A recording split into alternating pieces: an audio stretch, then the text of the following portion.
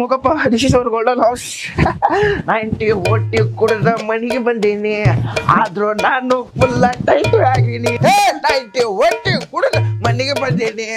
ಆದ್ರೂ ನಾನು full tight ಆಗೀನಿ ಯಪ್ಪ ಆದ್ರೂ ನಾನು ಫುಲ್ ಟೈಟ್ ಆಗೀನಿ ಅಪ್ಪರ ಟೈಟ್ ಆಗೀನಿ ಮರ್ಯಾದಿಲ್ಲ ಸುಬ್ಬಿ ಟೈಟ್ ಆಗೀನಿ ನಾನು ಫುಲ್ ಟೈಟ್ ಆಗೀನಿ ಯಪ್ಪ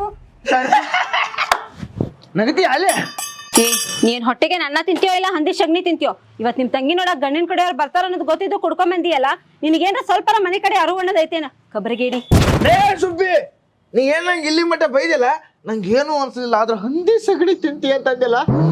ಭಾಳ ಬೇಸರ ಆಯ್ತು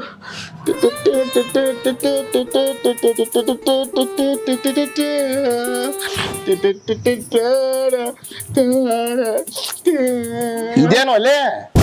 ಬಾಯ್ಗಳು ಮ್ಯೂಸಿಕ್